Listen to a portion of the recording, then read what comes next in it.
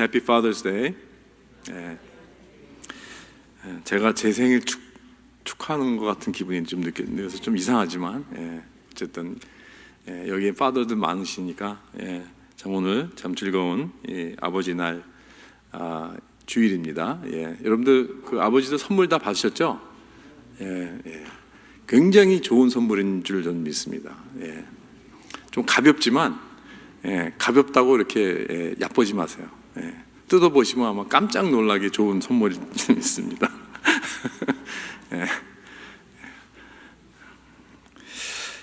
그 오늘 우리 Father's Day에 제가 사실 우리 코리안 우리 아버님들을 이렇게 좀 생각해 볼 때 참 많이 부족한 게 있어요. 표현력이 약해요. 표현력이 우리 아버님들이. 그래서 좀 숙제를 하나 좀 내드리려고요. 여러분들 오늘 Father's Day에 이제 귀한 선물도 받았으니까 여러분들 집에 가서 자녀들에게 사랑한다 하고 허그 좀 해주세요. 사랑한다 하고 I love you 하면서 I love you. I love you란 말을 한 번도 안 해보신 분들도 있더라고요. 자녀들에게. 또 허그도 한 번도 안 해주신 분들도 있다고 제가 얘기를 들었어요. 근데 사실 우리 한국 아버지들은 조금 그 부분에 있어서 우리가 좀 개혁을 해야 됩니다. 뭐 다 알지요. 우리 애들이 다 아는데 내가 뭐 이거 해주고 다 해주는데 내가 얼마나 그들을 사랑하는지 걔네들이 알지요. 알길 뭘 알아요. 말 없으면 안 돼요. 사랑의 표현은 여러 가지가 있습니다. 여러 가지가 있는데 그 중에 굉장히 중요한 게 말로 해야 돼요. 내가 너를 사랑한다. 근데 참 놀랍습니다. 제가 어떤 아는 이렇게 노인인데 한 번도 I love you를 해본지를 않았어요. 왜냐하면 그 시대가 그런 시대가 아니니까. 그렇잖아요. 우리 노인 시대는 그런 시대가 아니었습니다. 근데 어떻게 하다가 보니까 그 팬데믹 기간에 이렇게 I love you를 하는 어떤 그런 버릇을 이렇게 시작하게 했어요. 그래서 그 자녀들에게 I love you를 이렇게 하기 시작했는데, 그것도 이렇게 문자에다가. 그런데 그것이 놀라운 능력을 발휘해서 자녀들이 너무나 감동을 받고 마음이 활짝 열리고 그전에 있었던 여러 가지 쌓였던 여러 가지 어려운 그런 모든 것도 다 내려놓고 다 해결이 되고 회복이 되고 완전히 아름다운 그 모습으로 정말 치유가 되고 그런 모습을 경험을 했다는 그런 얘기를 들었습니다. 정말 그렇습니다. 정말 놀라운 파워풀합니다. 여러분 숙제를 드릴게요.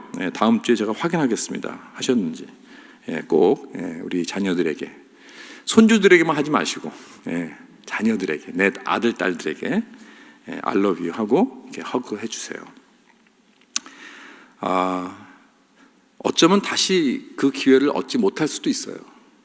누가 이 팬데믹이 있을 누가 알았겠습니까? 여러분들 자녀들, 손주들 1년 동안 안아보지 못했잖아요. 그렇잖아요. 이런 일이 있을 줄 우리가 어떻게 알겠습니까? 정말 이 세상은 어떻게 돌아갈지 모르는 거예요. 그러니까 오늘이 이 기회, 하나님께서 주신 이 기회를 잃어보지 마시고, 그렇죠?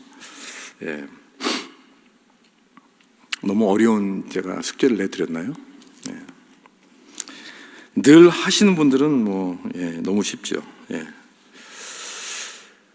우리가 계속해서 우리 히브리서를 통해서 은혜를 나누고 있습니다. 여러분 기억하시죠? 1976년도에 6월 27일, 그러니까 오늘이 6월 며칠이죠? 6월 20일인데, 그러니까 이게 지금 벌써 45년 애니버서리네요. 1976년 6월 27일 텔아비브에서 파리까지 가는 이 비행기를 납치당했습니다. 텔아비브 이스라엘 아닙니까? 피엘로, 그 팔레스타인 그 테러범 2명하고 독일 저항 집단 2명을 포함 4명이 이 비행기를 하이제크했습니다. 그래서 이 비행기를 이제 움직여서 아프리카로 향합니다. 아프리카 어디? 우간다. 그 당시에 우간다의 그 대통령이 누구였죠? 이디 아민, 그 스트롱맨, 그 악한 이디 아민. 그의 이렇게 후원을 받았어요. 협조를 받고 승객 106명을 인질로 잡고 있었습니다. 그래서 이제 이 테러리스트와 이 협상을 이제 그 이스라엘에서는 협상을 하는 일주일 동안 이스라엘에서는 이들 구출 작전을 이제 준비하고 있었습니다.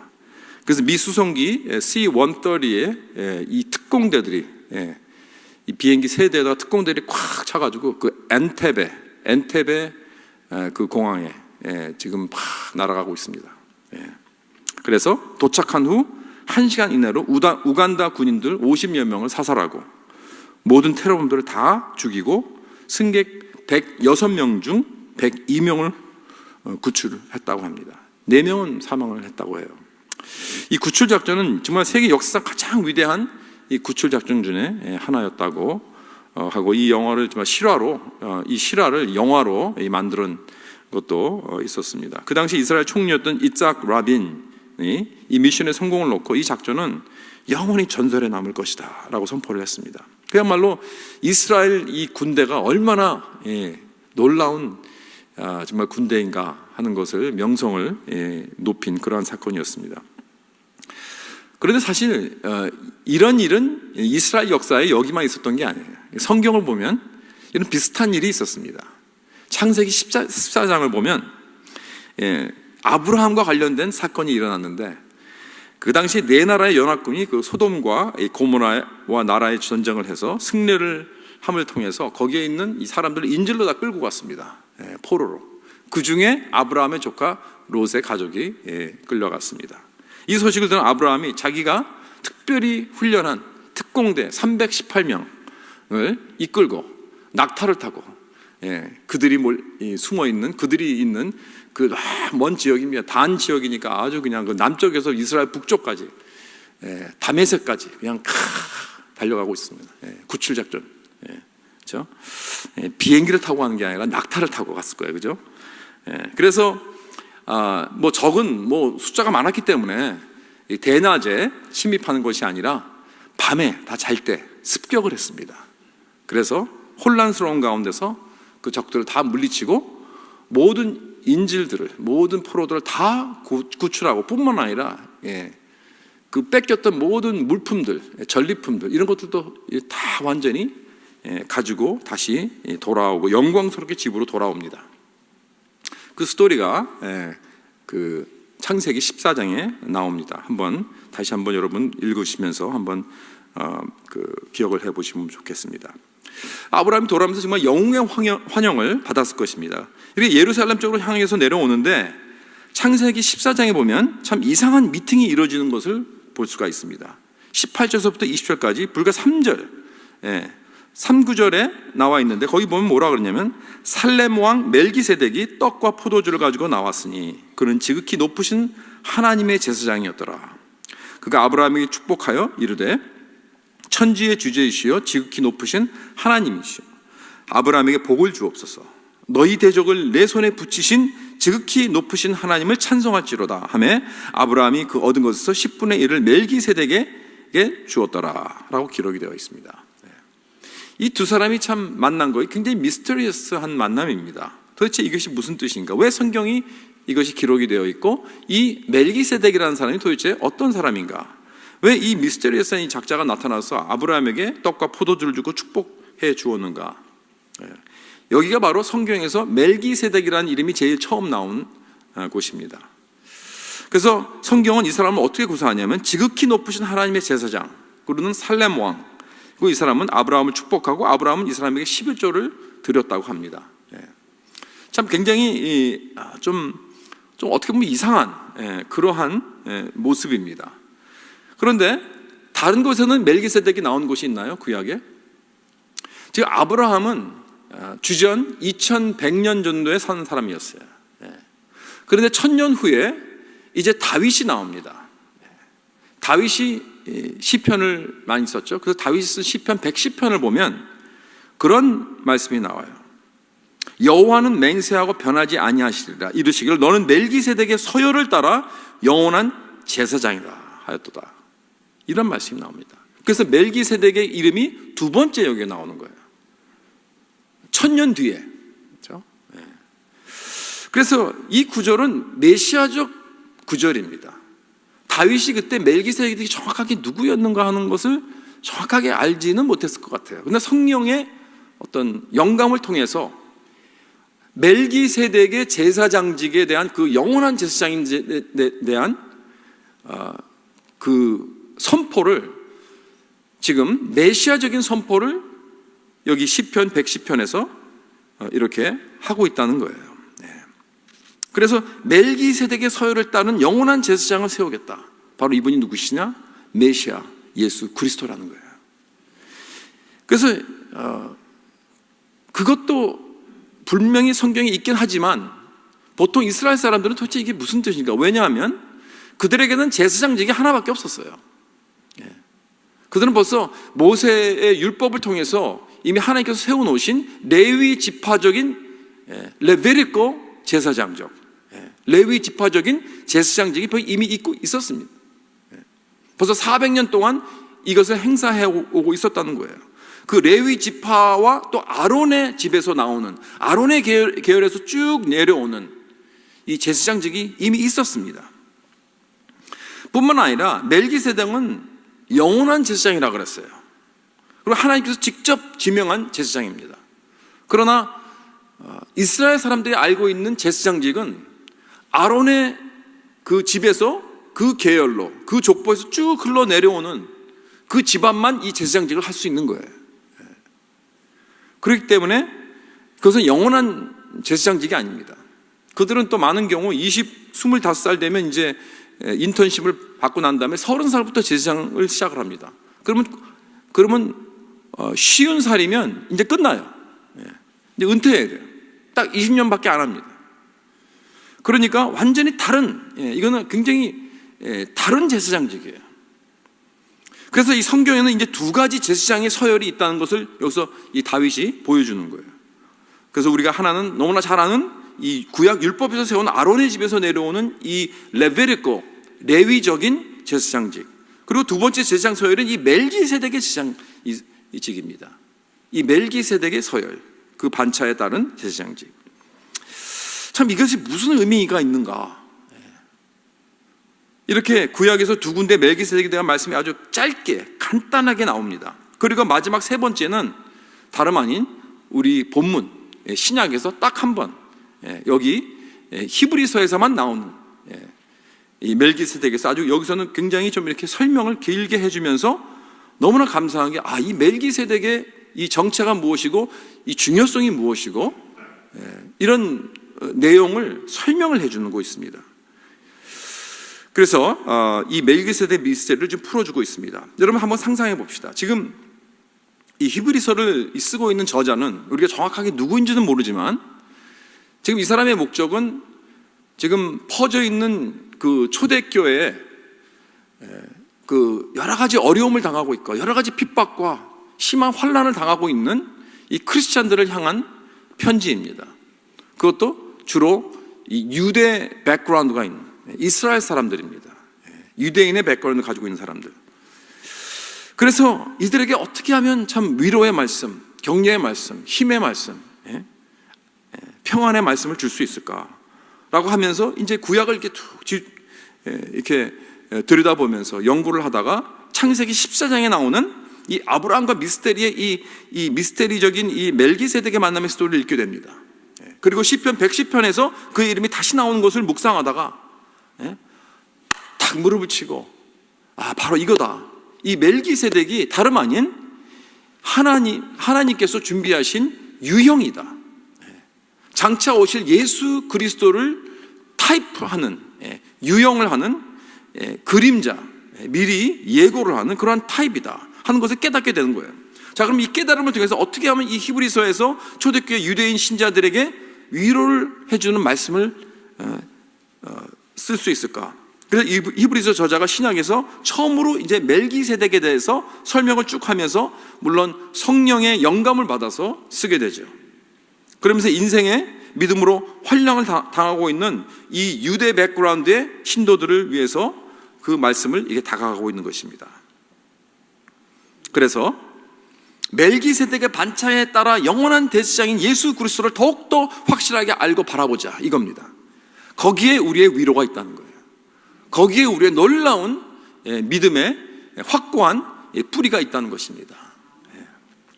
그것을 그들의 마음속에 새기게 하기 원했습니다. 자, 여기 만약에 히브리서에서 나타난 멜기세덱을 통한 그리스도의 제사장직을 설명하지 않았다면 우리는 예수 그리스도의 그 대제사장직, 또 위대하고 그 영원한 대제사장직에 대한 그 깊이와 내용을 많이 잃어버렸었을 거예요. 만약에 이 멜기세덱의 그 사역을 우리가 잘 몰랐다면. 그래서 너무나 감사한 이 귀한 성경 진리는 사실 어디에도 찾아볼 수 없습니다. 여기 히브리서 여기 유일하게 여기밖에 없는 거예요. 이 멜기세덱에 대한 이 설명이 여기에 넣어 있다는 게 얼마나 감사한지 모르겠어요. 우리는 그래서 예수님의 대제사장직의 사역을 더욱더 잘 이해하게 될 수 있는 것입니다. 그렇다면 멜기세덱의 제사장직의 정체성은 무엇인가? 여기 1절부터 3절에 보면 그 정체성에 대해서 나옵니다. 쭉 이렇게 보면은 하나하나 보면 그는 지극히 높으신 하나님의 제사장이라고 그랬습니다. 전쟁에서 승리하고 돌아온 아브라함을 축복했습니다. 아브라함은 그에게 11조를 드렸습니다. 그의 첫 번째 뜻은 의의 왕이라고 했습니다. 그는 살렘 왕, 즉 평화의 왕이라는 뜻입니다. 또 그는 아버지도 없고 어머니도 없고 족보도 없습니다. 시작한 날도 없고 생명의 끝도 없습니다. 그는 하나님의 아들과 닮아서 항상 제사장으로 있다고 했습니다. 자, 이것이 멜기세덱의 정체입니다. 자, 그럼 이것이 왜 중요한가? 왜냐하면 멜기세덱이란 이 미스테리어스한 이 사람은 장차 오실 예수 그리스도의 그림자입니다. 다시 한번 말씀드렸어요. 그의 타입입니다. 타입. 그렇기 때문에 중요한 거예요. 멜기세덱의 정체를 알면 우리가 좀 더 예수 그리스도를 더 깊이 알 수 있다는 말씀입니다. 그럼 구체적으로 어떻게 하면 어떻게 멜기세덱이 예수님을 예고하는 그러한 유형이 될 수 있는가? 우선 타이틀에 있습니다. 멜기세덱은 지금 제사장 겸 왕의 타이틀을 가지고 있다는 거예요. 예수님도 요한계시록에 보면 요한계시록 19장 16절에 보면 만왕의 왕이요 만주의 주라는 이 타이틀을 주어졌습니다. 멜기세덱은 살렘의 왕이요 또한 제사장이라 그랬어요. 그러나 이스라엘의 역사에서 제사장 중에는 왕이 된 사람이 없습니다. 절대로 있을 수 없어요. 그래서 레위적인 이 제사장직은 절대로 왕이 될 수 없어요. 왕으로 겸임을 할 수가 없습니다. 그러나 예수 그리스도는 가장 높으신 영원한 제사장이자 또한 만왕의 왕이시라는 거예요. 이것을 예고하고 유형으로 멜기세덱이 보여주고 있는 거예요, 지금. 근데 그것뿐 아니라 2절에 보면 멜기세덱이라는 이름을 해석하면서 뭐라 그랬죠? 여기 그는 멜기세덱은 그 뜻이 의의 왕이다. 그렇게 말합니다. 멜기는 나의 왕, 세덱이라는 말은 의라는 말입니다. 의, righteousness, the king of righteousness, 그런 뜻입니다. 또한 살렘이란 그는 살렘의 왕이라는 뜻입니다. 사실 이것은 예루살렘을 말하고 있는 거예요. 살렘이란 말은 샬롬입니다. 샬롬. 우리 히브리 말로 샬롬. 우리 유대인들이 서로 인사할 때 샬롬 그럽니다. 그리고 우리 크리스천들도 많은 경우에 이렇게 우리가 서로 그리딩 할 때도 샬롬이란 말을 많이 쓰죠. 그 의미는 뭐예요? 평화. 평화가 있을지어다 이런 뜻입니다. 그러니까 살렘의 왕은 평화의 왕이라는 뜻입니다. 이사야 9장 6절에 우리가 너무나 잘 아는 메시아적 그 말씀에서 뭐라고 했습니까? 이는 한 아기가 우리에게 낳고 한 아들을 우리에게 주신 바 되었는데 그의 어깨는 정사를 메었고 그의 이름은 기묘자라 모사라 전능하신 하나님이라 영존하시는 아버지라 평강의 왕이라 할 것임이라 그랬습니다. 그래서 예수 그리스도가 바로 평강의 왕이라고 이사야 9장 6절에 나와 있습니다. 그런데 그 다음 구절을 보면요, 이사야 9장 7절을 보면 또 뭐라고 나와 있냐면 그 나라를 굳게 세우고 지금 이후로 영원히 정의와 공의로 그를 보존하실 것이라 그랬습니다. 그것을 보존하실 것이다. 그러니까 왕으로서, 평화의 왕으로서 또 그는 공의와 정의로 그 왕권을 누릴 것이라는 거예요. 그래서 그는 평화의 왕이자 또한 의의 왕이라는 것을 또 바로 그 다음 구절에서 나타나는 것입니다. 이렇게 예수님은 우리의 의의 왕, 평강의 왕으로 오셨다는 것입니다. 이 신약에 가면요, 요한일서 2장 1절에 보면 우리에게 대언자가 있으니 곧 의로우신 예수 그리스도시라 그랬습니다. 그래서 예수님을 의로우신 자라고 표현을 합니다. 에베소 2장 14절도 그랬습니다. 그는 우리의 화평이신지라. He is our peace. 그래서 예수님을 놓고 성경에서는, 신약에서도 그는 우리의 의이시고, 그리고 그는 우리의 화평이시라라는 그러한 말씀들이 있습니다. 이렇게 예수님은 오셔서 멜기세덱이 이미 오래전에 창세기 때 장차 오실 예수 그리스도의 모형이 되어서, 유형이 되어서, 타이프가 되어서 예수님은 의의 왕, 평화의 왕으로 오시고 또 그는 영원한 대제사장으로 오실 것이라 하는 것을 예수님께서 오심으로 말미암아 이 귀한 예언을 성취하신 것입니다. 그래서 시편 85편에 보면 의와 화평이 입맞춘다는 말씀입니다. 이것이 예수 그리스도의 성품을 보여주고 있는 거예요. 의와 화평은 절대로 끊어질 수 없습니다. 항상 같이 가는 것입니다. 의가 있는 곳에는 화평이 있는 것입니다. 이게 참 아름다운 표현이죠. 그래서 의와 화평이 입을 맞춘다. 여러분, 예수 그리스도의 입맞춤을 경험하고 싶으십니까? 그럼 우리 가운데서 의와 화평이 나타날 때 우리 주님이 입을 맞춰 주실 줄 믿습니다. 이 멜기세덱의 또 하나의 정체성은 3절에 보면 그는 아버지도 없고 어머니도 없고 족보도 없고 시작한 날도 없고 생명의 끝도 없고 항상 제사장으로 있느니라 라고 했는데, 도대체 이 사람은 어떤 사람이길래 이렇게 표현을 했는가? 시작도 없고 끝도 없고 뭐 부모도 없고 이런 사람이 어디 있습니까? 그래서 참 이게 미스테리어스한 그런 정체이기 때문에 어떤 주석가들은 그렇게 얘기를 합니다. 이건 천사일 것이다. 천사가 내려와서 사람의 몸을 입고 와서 이런 모습으로 있는 것이 바로 멜기세덱이라고 이렇게 해석을 하는 사람이 있어요. 또 어떤 사람은 그게 천사가 아니라 예수님께서 이 땅에 성육신으로 오시기 전에, 그러니까 초림 이전에 구약에서 나타난 예수님이시다. 예수님이 사람의 몸을 입고 이 땅에 오신 것이다. 그래서 멜기세덱으로 나타나신 것이다. 그렇게 또 설명을 하는 그런 신학자도 있습니다. 그러나 사실 멜기세덱은 진짜 있었던 사람이라고 저는 믿습니다. 왜냐하면 여기 3절에 보면 그가 하나님의 아들과 닮았다고 했잖아요. 만약에 그가 하나님의 아들이었다면, Son of God, 즉 예수 그리스도였다면 하나님의 아들이라 그러지, 하나님의 아들을 닮았다고 표현을 한 것을 볼 때 그것은 그냥 예수님의 모습이 아닌, 건 예수님이 아니다. 어떤 사람이었을 것이다. 이렇게 생각이 되는 것이죠. 그리고 또 그가 부모도 없고 시작도 없고 족보도 없고, 이 표현은 사실 지금 이 이스라엘의 레위 지파 속에 속한 제사장과 비교해서 그렇다는 거예요. 창세기 14장에는 그에 대해서 그런 족보에 대해서 말을 하고 있지 않아요. 그가 어디서 왔고 이 언급이 없습니다. 그런데 지금 히브리서 저자는 이 침묵을 가지고 지금 이렇게 설명을 하는데, 이것은 지금 여기 컨텍스트로 보면 지금 레위 지파의 제사장과 멜기세덱의 제사장직을 지금 비교를 하고 있는 거예요. 그러면서 누가 더 우월하나 하는 것은 이제 우리가 조금 이따 보겠지만 지금 비교를 하고 있는 거예요. 그런 의미에서 족보가 없다는 거예요. 아버지도 없고 어머니도 시작도 없고 끝도 없고, 그리고 영원한 것이, 이건 대조하는 거예요. 대조.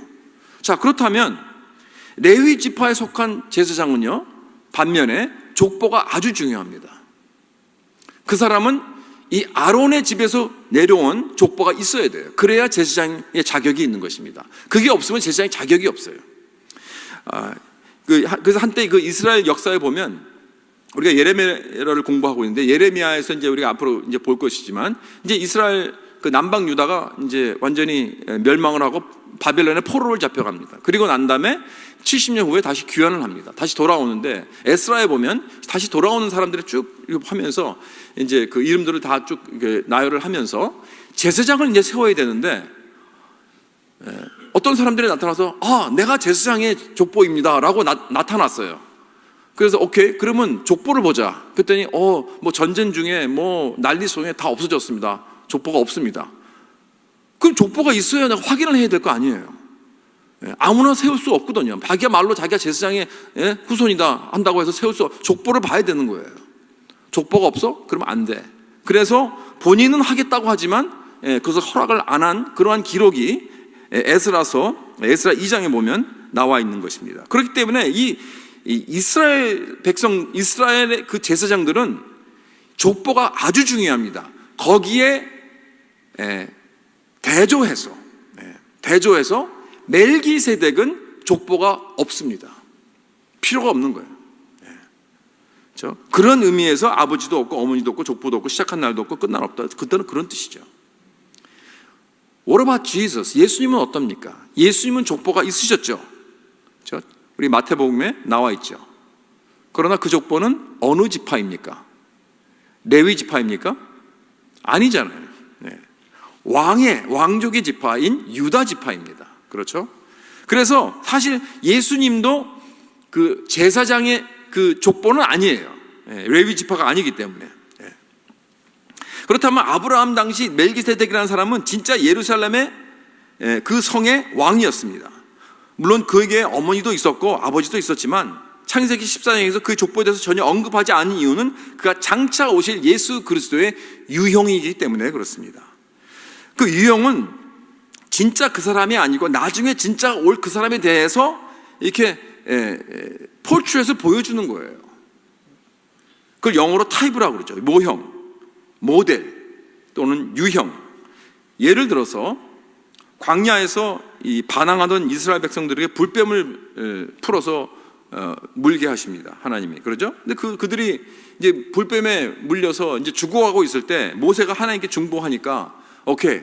그러면 모세야, 긴 장대에다가 놋뱀을 달아라.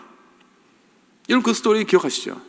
그 긴 장대에 놋뱀을 올려. 그 누구든지 그 놋뱀을 보는 자는 비록 불뱀에 물렸지만 치유되어서 살았습니다. 그렇죠? 자, 그렇다면 이게 어떤 스토리인가? 여러분, 장대에 단 놋뱀은 유형입니다. 장차 오실 예수 그리스도가 십자가에서 달려 돌아가시는 그 모습이에요. 그게 진짜 십자가의 그 모습이 진짜 예수 그리스도의 모습이 진짜고 놋뱀은 유형이에요. 그럼 뱀에 물린 사람들은 우리들입니다. 우리들은 이 독사에 물려서 즉 죄에 물려서 우리는 죽어가고 있는 거예요. 그러나 누구든지 믿음으로 십자가를 보는 자는 구원을 얻게 된다. 이것이 복음 아닙니까? 그렇죠? 그래서 이 요한복음 3장 14절에 잘 나와 있죠. 모세가 광야에서 뱀을 든 것 같이 인자도 들려야 하리니. 바로 이것처럼 멜기세덱도 진짜 있었던 사람이었지만 유형입니다. 장차 오실 의의 왕, 평화의 왕이신 예수 그리스도가 멜기세덱의 유형으로 완성하시고 성취한 영원한 제사장이요 만왕의 왕이 되신 것입니다. 자, 그럼 이렇게 멜기세덱의 정체성과 이 사람이 왜 중요한 걸 여기서 1절부터 3절까지 봤습니다. 이 사람이 중요한 이유는 그가 유형이기 때문이에요. 의의 왕이시요 평화의 왕으로 오실 예수 그리스도를 포인트하는 유형 뿐만 아니라 동시에 영원한 제사장으로서 겸임하실 예수 그리스도를 완성하게 될 것이다, 이런 말씀입니다. 자, 그럼 두 번째로, 그렇다면 멜기세덱의 이 제사장직의 우월성을 우리가 그 다음부터 이게 쭉 나오고 있습니다. 여기 보면 7장에 4절부터. 그러니까 멜기세덱의 반차를 따른 제사장은 이스라엘의 레위 지파의 제사장직보다 더 우월하다. 그걸 보여주고 있는 거예요. 왜냐하면 유대인들이 관심이 바로 이거예요. 도대체 이 멜기세덱의 반차의 이 제사장직이 도대체 무엇이냐? 그들에겐 생소합니다. 물론 구약에 뭐 한 두 군데 나와 있지만 아까도 봤지만 한 뭐 몇 구절 안 돼요. 이게 도대체 이게 무슨 뜻인지 잘 몰라요. 자기들의 자기들이 아는 것은 레위 지파적 제사장직밖에 몰라요. 그런데 여기 지금 이 히브리서 저자는 멜기세덱의 그 제사장직이 더 우월하다는 거예요. 더 높다는 거예요. 그래서 이제 그것을 증명으로 보여주는데 무엇으로 증명하면서 보여주냐면 두 가지입니다. 11조와 축복하는 것. 이 두 가지입니다. 그러니까 누가 누구에게 11조를 드리냐가 누가 위에 있냐는 걸 보여준다는 것이죠. 그러니까 그러니까 아브라함이 전쟁에서 승리하고 이제 영광스럽게 돌아오고 있는데, 여러분, 아브라함은요 족장입니다. 이스라엘 역사에서 가장 위대하고 높은 인물입니다. 그는 하나님의 친구라고 불리는 자였습니다. 그런데 자, 이런 자가 멜기세덱 앞에서는 어떻게 해요? 자기가 가져온 전리품의 10분의 1, 이 11조를 드리는 거예요. 그것도 가장 좋은 것으로. 그러면서 멜기세덱은 아브라함보다 높다. 이거 보라, 누가 누구에게 11조를 드렸느냐? 아브라함이 멜기세덱에게 12조를 드렸잖아요. 예. 그러니까 멜기세덱은 아브라함보다 더 위에 있는 자다. 이것을 이렇게 보여주는 거예요. 11조를 통해서. 예. 그러니까 이 히브리서 저자가 4절에 놀라움을 금치 못하죠. 이 사람이 얼마나 높은가를 생각해 보라. 우리 조상, 우리 유대인들의 가장 뛰어난 조상, 가장 먼저 조상 이 아브라함도 노략물 중 10분의 1을 그에게 주었느니라. 그러면서 그 사람 놀란 거예요. 그러니까 이스라엘 백성들 중, 인간 중 가장 존귀하게 생각하고 가장 높이고 소중히 여기는 아브라함보다 더 영적으로 높은 자가 있다는 데서 깜짝 놀란 거예요. 아니, 이 사람이 이방 사람이 아닌가? 그 당시에는 뭐 예루살렘의 그 가나안 족속은 다 이방 사람이라고 여겼잖아요. 이게 어떻게 가능하단 말인가? 그런데 여기에 대해서 특별히 유대인들이 반박을 할 수 있습니다. 왜냐하면 아니, 우리 레위 제사장들도 사람들이 하는 11조를 그들에게 드립니다. 그들도 사람들의 11조를 받고 있습니다. 예. 멜기세덱뿐만이 아닙니다.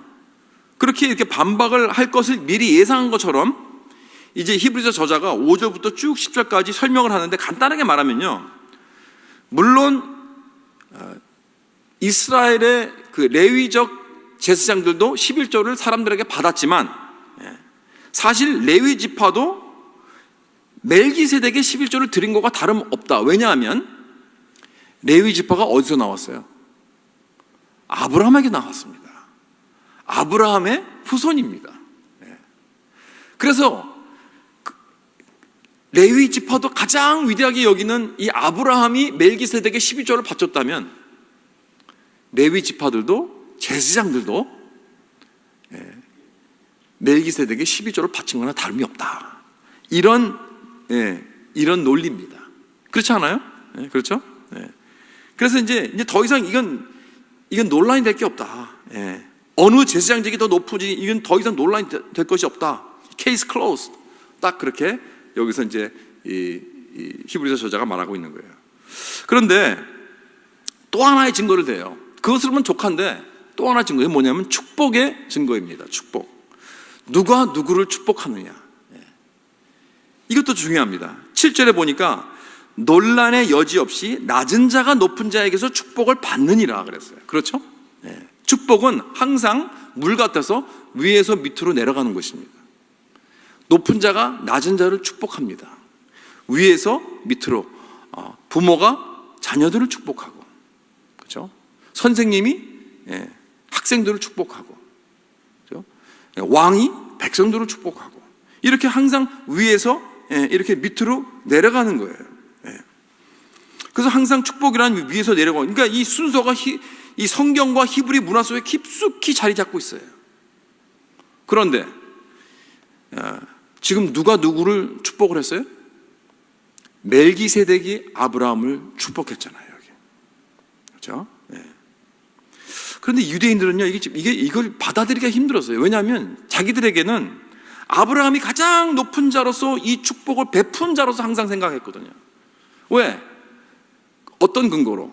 창세기 12장 1절부터 3절을 보면 하나님께서 아브라함을 처음 부르셨을 때 뭐라 그러셨어요? 내가 너로 큰 민족을 이루고 내게 복을 주어 내 이름을 창대하게 하리. 너는 복이 될지라. 땅의 모든 족속이 너로 말미암아 복을 얻을 것이라. 그래서 일반 이스라엘 사람들은 아브라함, 우리 father 에이브라함이 모든 족속을 다, 이 세상의 모든 족속을 축복하는 축복의 통로가 되는 것이지 축복을 받을 사람이 아니다. 물론 하나님께서 축복하시죠. 그러나 이 세상에 다른 사람에게 축복을 받을, 그건 상상하지도 못하는 거예요. 그런데 지금 여기 보니까 멜기세덱을 만났는데 멜기세덱의 아브라함이 축복을 받고 있어요. 지금 깜짝 놀라고 있습니다. 아니, 이런 일이 있는가? 완전히 이 패러다임이 완전히 돌아간 거죠.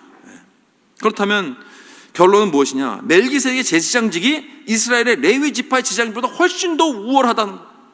훨씬 더 우월하다. 그러나 그럼에도 불구하고 멜기세덱도 오직 유형입니다. 타이프예요. 진짜가 아니에요. 예고편입니다. 그래서 진짜는 궁극적인 탁월함은 오직 예수 그리스도밖에 없습니다. 이거예요. 오직 예수님만이 영원한 제사장이기 때문에 어느 서열에 있는 제사장? 레위 서열이 아니라 멜기세덱의 서열에 있는 서열이지만, 그러나 예수 그리스도는 그 유형보다 훨씬 더 우월하신 이유는 그가 진짜니까. 유형은 그저 유형이에요. 여러분, 실물이 더 중요합니까? 사진이 중요합니까? 실물이 중요하잖아요. 만약에 예수님이 실물이라면 멜기세덱은 사진이에요. 이게 바로 유형이라는 것을 말해주고 있는 것입니다. 자, 이제 멜기세덱의 정체와 또 멜기세덱의 그 중요성과 멜기세덱의 그 우월성을 우리가 쭉 보았습니다. 자, 그럼 이게 무슨 우리에게 어떠한 메시지를 주고 있는가? 실용적으로 어떤 애플리케이션이 있는가? 우리 말씀을 이제 좀 이게 정리하면서 평화로운 예수 그리스도의 그 성품에 대해서 우리 한번 보겠습니다. 왜냐하면 멜기세덱은 의의 왕, 평화의 왕이라고 그랬어요. 예수님도 의의 왕, 평화의 왕. The King of Righteousness, the King of Peace. 이것이 예수님의 성품입니다. 예수님은 의의 왕, 평화의 왕으로서 우리에게 이 의와 평화를 부여하기 원하십니다. 예수님께서 의의 왕으로서 어떻게 우리에게 의를 주실까요? 믿음으로. 여러분, 하나님은 모든 사람들에게 의를 요구하십니다. 하나님은 모든 사람들에게 의를 요구하세요. The righteousness. 그런데 여러분, 우리는 의가 없어요. 그렇죠? 아무리 노력해도 우리의 의 갖고는 안 돼요. 인간이 아무리 노력하는 의는요, 보여줘봤자 하나님 앞에서 이사야가 뭐라 그랬어요? 우리의 의는 다 걸레 조각 같다 그랬습니다. 걸레 조각 같다. 아무리 내가 의롭다고 내가 내 자신을 노력해서 내가 보인다 할지라도 하나님의 보시기엔 그건 걸레 조각이에요.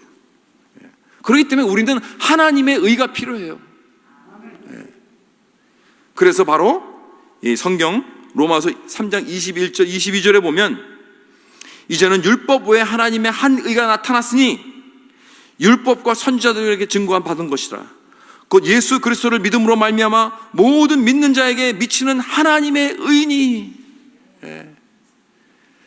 우리가 필요한 하나님의 의를 어떻게 얻어요? 예수 그리스도를 믿는 믿음으로. 왜냐하면 예수 그리스도께서 하나님의 의로 나타나셨기 때문에. 할렐루야. 그렇습니다. 예수 그리스도는 그야말로 하나님의 의이십니다. 예수님은 의의 본질이요 근원이요 전부입니다. 그리고 하나님의 의로서 우리들에게 의를 부어주시고 의를 주시고 의로 우리를 세우기 원하십니다. 그렇습니다. 의의 백성은 어떤 사람들입니까? 그래서 우리는 믿음으로 의를 얻었어요. 하나님의 의가 있어요. 그래서 하나님은 우리의 그 하나님의 의를 보시고 우리를 의롭다 하시는 것이 나의 의를 보고 의롭다 하시는 게 아니에요. 예수 그리스도의 그 놀라운 의를 내 것이 되었으니까 그 의를 보시고 나를 의롭다 하신 거예요. 그렇다면 여러분, 의의 백성은 어떤 사람입니까? 의는 의에 줄이고 목말라야 합니다. 정의와 공의를 사랑하고 베풀어야 합니다.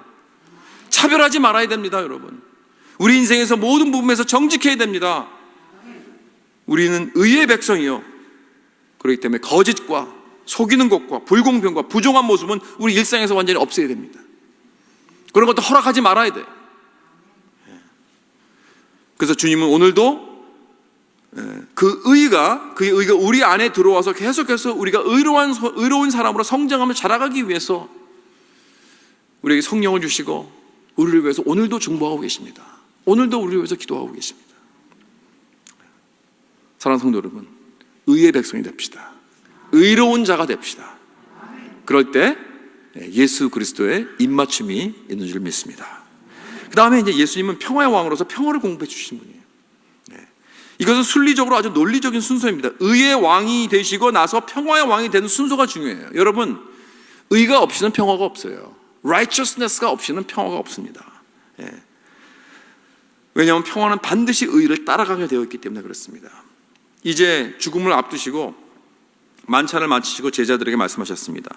요한복음 14장 27절에 평화를 너에게 끼치노니 곧 나의 평화를 너에게 주노라. 내가 너에게 주는 것은 세상이 주는 것 같지 아니하니라. 예수님이 이렇게 평화를 부여하시는 분입니다. 평화를 히브리어로 샬롬이라고 그러죠. 샬롬. 유대인들은 서로 샬롬이라고 말을 해줍니다. 샬롬은 정말 그 의미가 너무나 무궁무진해요. 그저 평화, 우리가 생각하는 그냥 안녕하세요, 안녕 이 정도가 아니에요. 그 근본적으로 well-being이라는 그런 의미인데 건강과 번영과 안정과 우정과 구원의 의미가 다 포함이 되어 있습니다. 그저 싸움이 그치는 것으로만 의미가 되지 않습니다. 이 모든 것이 다 우리에게 주어지는 것이죠. 어떻게? 하나님이 우리와 함께 하시고 하나님께서 축복하실 때, 그러니까 하나님과의 관계 속에서 이루어질 수만 있는 이 샬롬입니다, 여러분. 이거는 환경이 그냥 평화스럽기 때문에 주어지는 게 아니에요. 더 깊습니다. 하나님과 우리의 관계 속에서 어떠한 협박과 위협과 압박감이 있어도 여러분, 우리 아무도 빼앗아갈 수 없는 이 하나님께서 그의 관계를 통해서, 그의 언약을 통해서 약속해 주신 이 평화를 우리는 가지고 있는 거예요. 그래서 여러분, 이 평화는요, 이 화평은 이 세상에서 찾아볼 수가 없어요. 세상이 주는 것 같지 않다 그러죠. 어디 가서 어떠한 필라스피라도, 어떠한 철학이라도, 어떠한 가르침이라도 이 세상에서는 찾아볼 수 없는 이 평안입니다. 그래서 우리는 절대 이 샬롬이 있는 한 근심과 두려움이 없습니다. 우리는 넘어질 수 있어요. 나는 연약하기 때문에 내 삶에서 내가 실수와 죄로 샬롬을 깨트릴 수는 있지만, 그럼에도 불구하고 하나님의 샬롬은 절대로 그 샬롬으로 나를 놓지 않으십니다.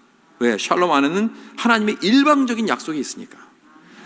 그런데 왜 우리는 주님이 주시는 평안을 누리지 못하는 걸까? 왜냐하면 결론적으로 우리는 내려놓지 못해서 그래요. 진정한 샬롬의 시작은 내가 꼭 쥐고 있는 것들을 내려놓을 때부터 있는 것입니다. 내가 가지고 있는 재물, 내가 가지고 있는 소유물 다 하나님의 소유물이에요. 내 거 아닙니다. 내려놔야 내가 평안을 얻는 것입니다. 또 나의 관계들, 내 가족들, 내 자녀들도 내 소유가 아닙니다. 하나님의 소유입니다. 여러분, 내려놔야 합니다. 하나님께서 더 잘 기르시고 더 잘 키우시고 인도하십니다. 내가 놓지 못하니까 내가 평안을 얻지 못하는 거예요. 여러분, 여러분의 과거, 나의 참 부끄러운 과거, 여러분 내려놓으십시오. 하나님은 기억도 안 하신다 그랬어요. 남의 부끄러운 과거들 여러분 내려놓으십시오. 하나님이 기억도 안 하시는데 왜 자꾸 우리가 끄집어냅니까? 내 쓸데없는 자존감 내려놓으십시오. 오직 주님만 높이시길 바랍니다. 여러분, 누가 나에게 해를 주었습니까? 그래서 용서하지 못하겠습니까? 요셉보다 더 크게 해 받은 사람이 아마 거의 없을 것 같아요. 그렇게 믿었던 자기 형들에게 배신당해서 애굽의 종으로 끌려갔잖아요.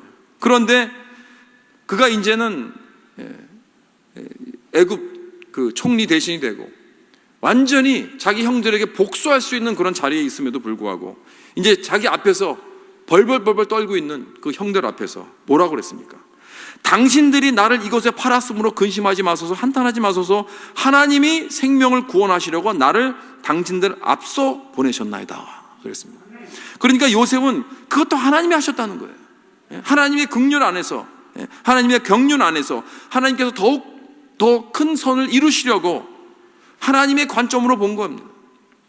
그래서 용서 못할 관계도 하나님의 주권과 경륜 안에서 다 내려놓았어요. 그때 평안을 누린 것입니다.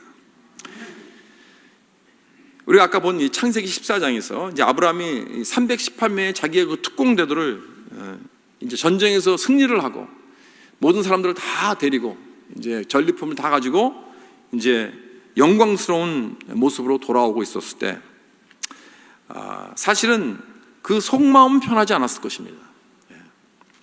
왜냐하면 앞으로 또 그 가나안 그 나라들이 사람들이 어떤 보복을 할지 몰라요. 지금도 보복의 칼을 갈고 있을지도 모르는 거예요. 남의 지역에 와서 지금 이민자로 살고 있는데 큰 일을 저질렀거든요.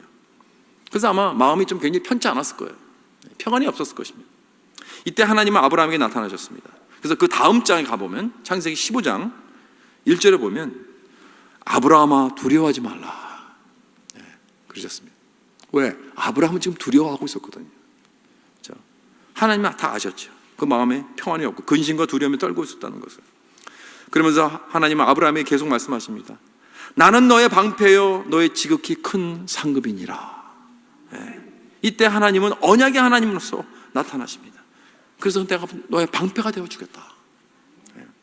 이 약속을 주십니다. 여러분, 이 약속은 오늘 저와 여러분들에게 향한 약속인 줄 믿으시기 바랍니다. 우리는 하나님과 언약의 관계가 있어요.